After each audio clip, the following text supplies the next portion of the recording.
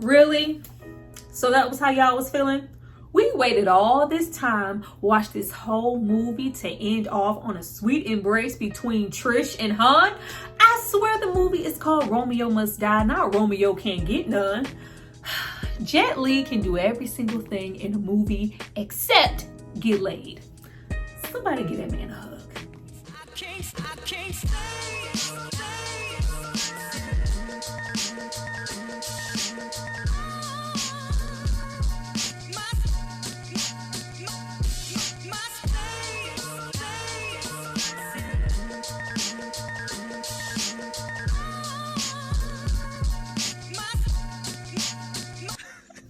Hi guys, welcome back to my channel. It's Tyra here with another struggle review, here to discuss Romeo Must Die.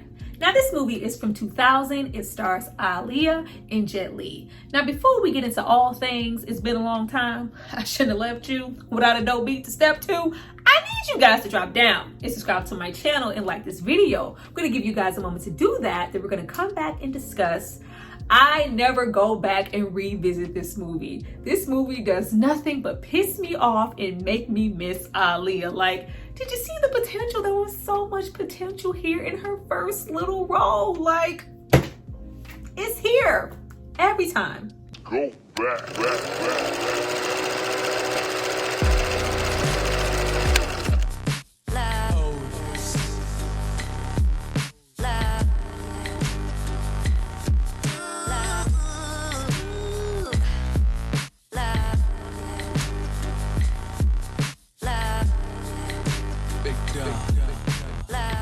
Now that you guys have hopefully subscribed to see more of me, let's get into this movie. But before we jump into the video, I have to give a shout out to the person who paid for it and requested it. So if you happen to link up with a cute Chinese man who's trying to avenge his baby brother, it's not because of me. It's because of this person right here. Thank you so much for supporting me and paying for this content.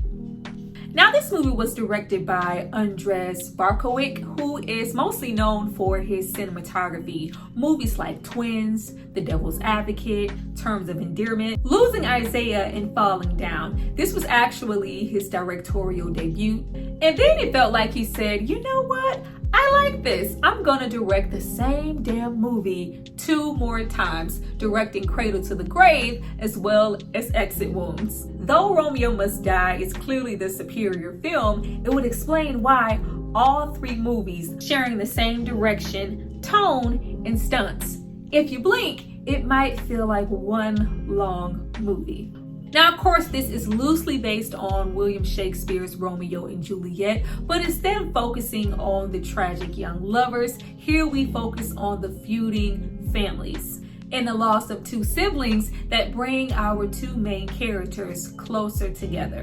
Now, for completely different reasons, this is both Aaliyah and Jet Li's big debuts.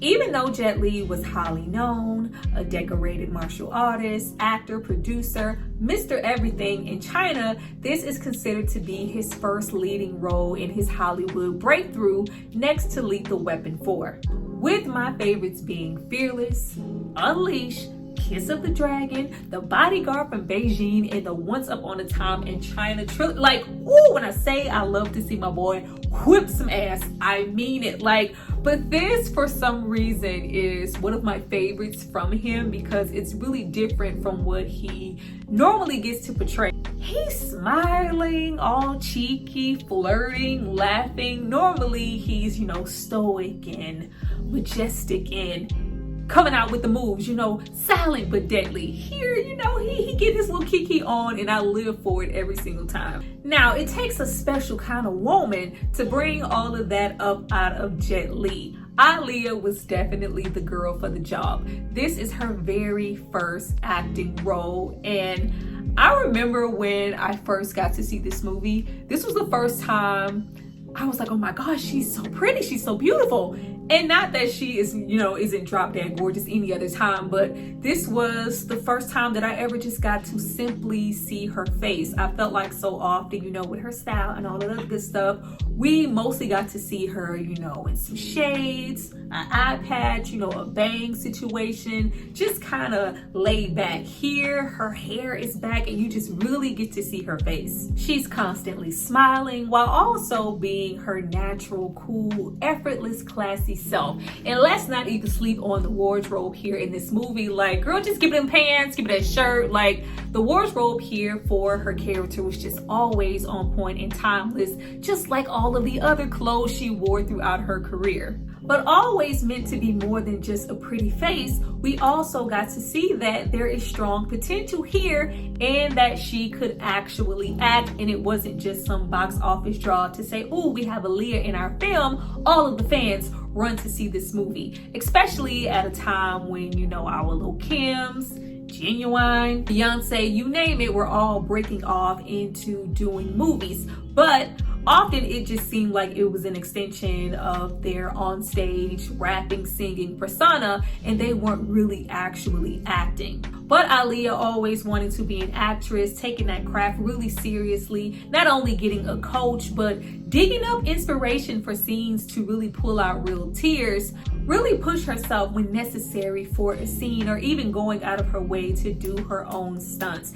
The potential was just always there, and we can see the progression of what she could have been, leaving this role and getting into her last role like Queen of the Dam. Our girl has some range and she could have been so much more. Unfortunately, she didn't get that opportunity, and we all know why, but it's good to watch these movies sometimes and reflect on what could have been. Just like what could have been with the kiss that never happened at the end of this movie. Let's get this on out the way now. Always bothered me, always, made me itch up in the neck area. Now, when it comes to Black and Asian couples in movies, this movie definitely set a precedent for being one of those first representations. But for me, in 1997, it was Brandy and Paolo Montalban in Cinderella, who managed to kiss both Brandy's hands, her cheeks, her forehead, and her lips in that rated G movie, but we just couldn't seem to get it here. Now, supposedly, there were two endings shot for this film. One where Trish and Han simply embraced, and another where they kissed. With the latter not being chosen because it didn't test well with urban audiences, which was always a strange choice for me in this movie because they worked so hard to have this chemistry together, all this constant flirting, will they or won't they, them having this common invested theme of brothers throughout this whole movie that caused them to bond. Naturally, you would think we would end on more of a romantic note. Even though it's there, it would have totally been sealed and satisfied with a kiss. Even stating that it would have been weird for Han's father to have the self-inflicted death and for him to immediately go outside and kiss Aaliyah's character. Oh, you mean like all the other action movies where they go through trials and tribulations and fights upon fights and this and that, and then they get the girl in the end and get to kiss her and they walk off into the sunset? All of those other movies, my hiccup wasn't so much the opportunity to see an interracial kiss on screen, though that is a factor. My main thing was this is one of the few movies, even though we have gotten a lot better, where an Asian lead, male lead, is a romantic love interest. We allowed that door to open and didn't really let him fully explore it. Asian male characters have typically been stereotyped: servants, sidekicks, a kick-ass fighter or martial artist, a savior, the brilliant whiz kid nerdy mathematician, a problem solver, the wise majestic older man, or simply a villain.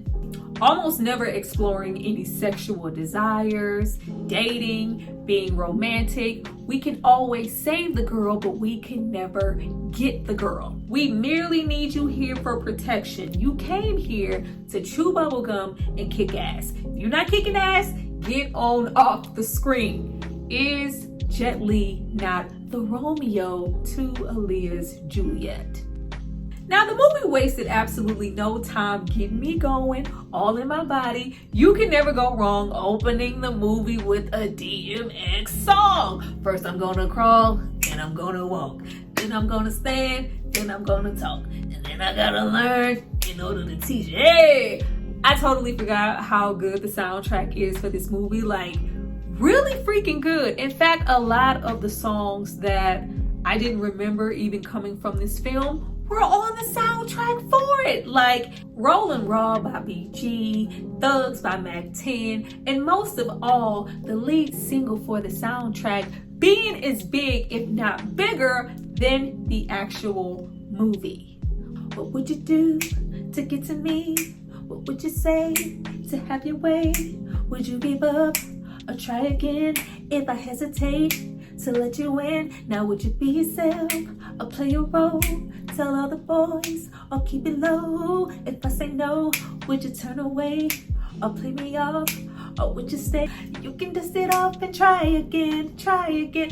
I used to love that freaking video down. Like, it was already in heavy rotation, but I just love so much that era of Aaliyah getting older and closer into her womanhood with I care for you more than a woman. We need a resolution, especially the music videos. We were really dropping into this soft, mature, feminine woman. I was like, oh, she looked good. Always having that simplicity that oozes from her dancing, her singing, her makeup, her wardrobe, but it's all so intricate at the same time. There is just nobody else like her. With Jet Li making a special appearance, doing their little stunt situation from the actual movie. I love their chemistry and the fact that till this day, Jet Li never has a bad thing to say about her and always takes out the time to speak on her with the utmost respect.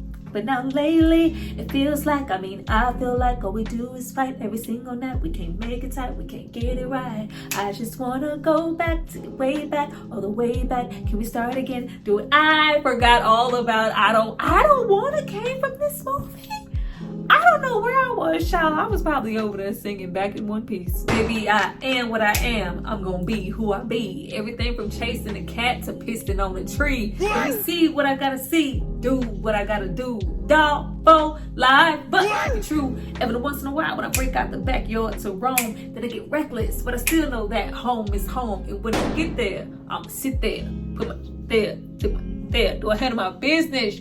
Yeah, oh, I know you care for me, you die for me. I know you like to rip and run the streets. It was slapping, that was my song.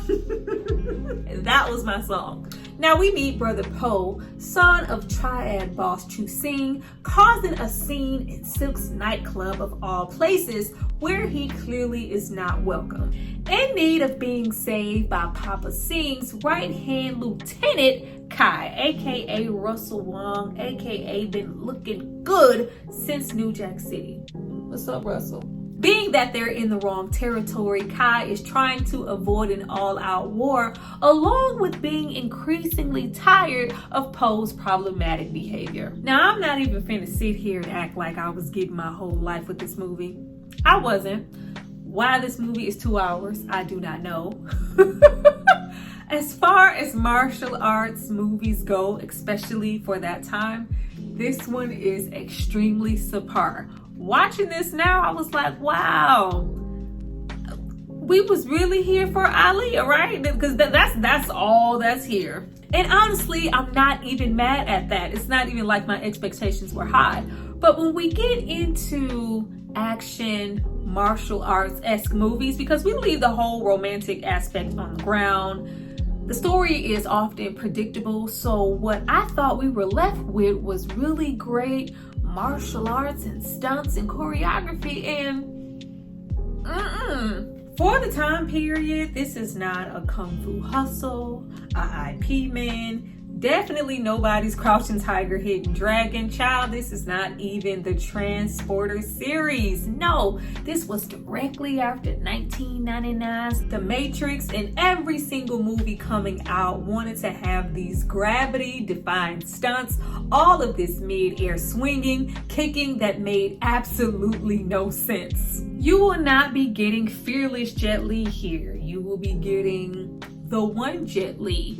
Then we have no shortage of NPCs here, a bunch of characters just placed sporadically to run up and get done up, child, and they ain't even all that, because what is this? Like, what? I found myself looking in the background and laughing at people, the wigs, what they were wearing. It was just real tired. And then we have stuff like DMX playing DMX. Guns don't kill people. People with guns kill people. See, your ass ain't black, you better get up out of here before it really get hot. Like, spit another bar. Spit another bar. But at the time, these things were considered to be really cool, along with the X-ray imagery when somebody dies. Child, the bad CGI on that. Looks absolutely terrible. Now, there are a few stylistic fighting sequences that I do still appreciate and always will, but the main thing that saves this film is the brothers dying. Poe dying as that baby brother to Hans, and the older brother Colin O'Day, because I want to know, when is it Colin O'Day's turn to run the show? You're gonna run your ass on out that window. On out that window. The brothers dying and this rivalry etching on between Delroy Lindo's Isaac O'Day as well as Chu Sing, constantly gearing up for retaliation, always assuming the worst in each other solely based on what neighborhoods they live in, race and cultural background. If and when anybody killed my son, it had to be the ops, because they are the ops, never at any second anticipating that there could be manipulation within their own camps. With Delroy Lindo's character trying to be legitimized by into this football stadium, child, the plot was just, it was just tied. We have him as well as Chung Sing trying to buy in to this football stadium owned by this white man, and it just wasn't doing anything for me. Like, I've never seen such a waste of Delroy Lindo. Like, as well as goddamn Isaiah Washington. Like, had to be the most corny henchman that I have ever seen. Like, oh, that's some cold ass shit. Like, what? I'm sorry, Romeo, but you must die. Like, what?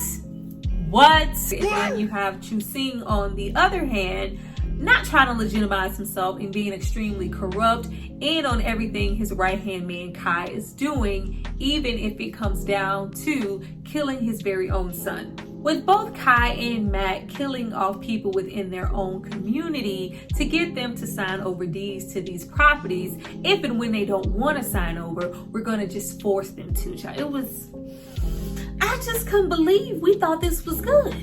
Trish's entire plot outside of Han really didn't do anything for me either. It solely involves her trying to evade the henchman because she wants nothing to do with her father's lifestyle. Meanwhile, he's trying to keep her safe out of fear of retaliation, and we have her playing cat and mouse with the likes of Anthony Anderson.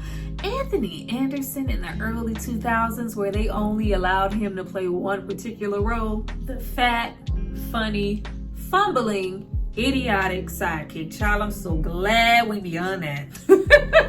I'm so glad he does not have to play that role anymore. Now, Trish, in high contrast to her brother Colin prior to his death, he wants nothing more than to be a part of his father's business. Delroy only wants him to be a part of it once it's legitimized, but until then, he feels a little smited at the fact that Isaiah Washington's Matt seems to be his right-hand man entrusted with everything, and we're supposed to believe the entire time that he's not up to his own agenda, but we have him saying stuff like, you know, once this deal goes through, you know, what about me? Where am I gonna fall? Where I'm supposed to go? I don't know. I don't know. With both sides outside of Trish and Han focusing on race and choosing sides, failing to see just how much they have in common. Feeling that their fathers are at fault for their siblings' death brings them closer together to figure out what happened all on their own.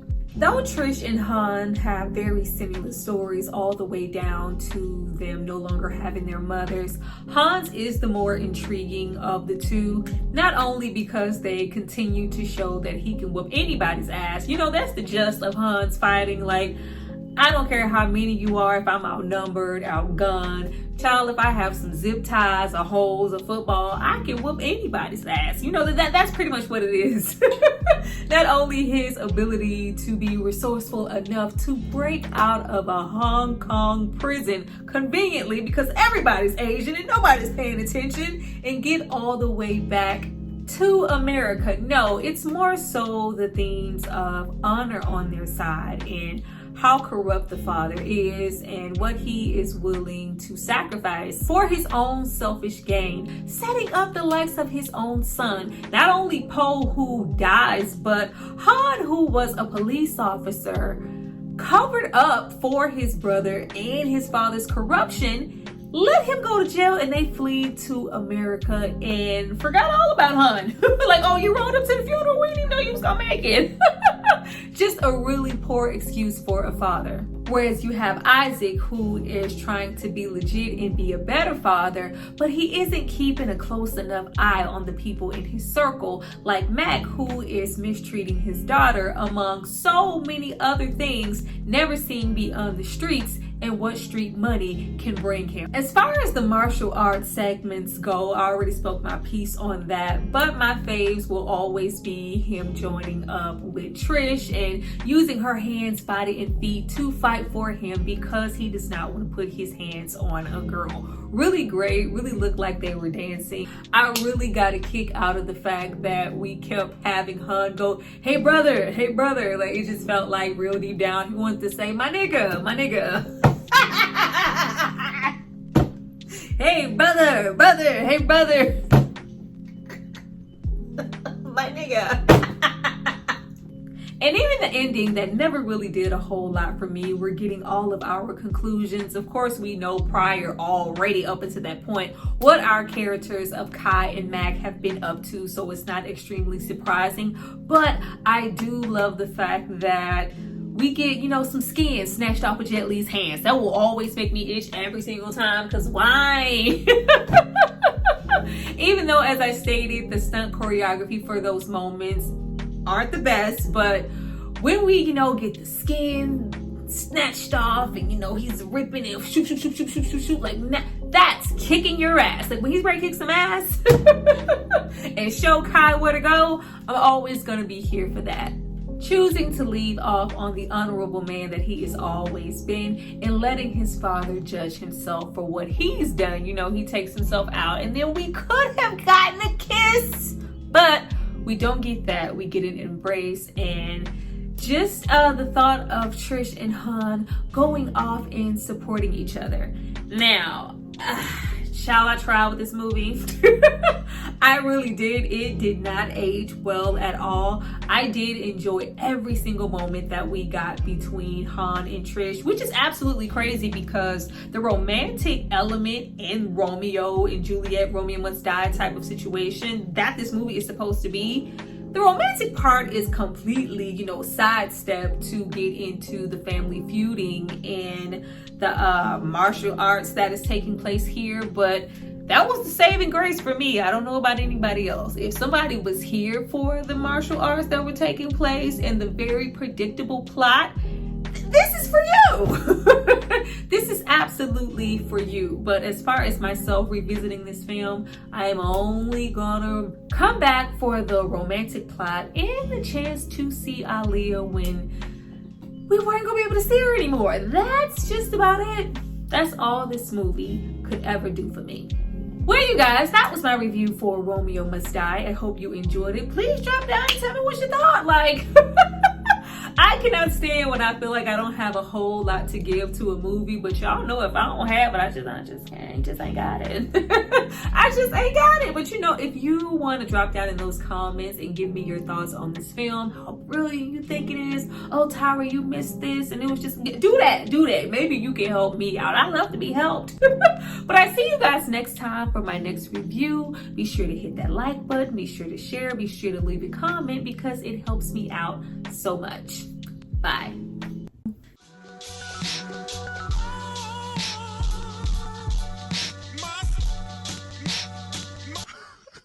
My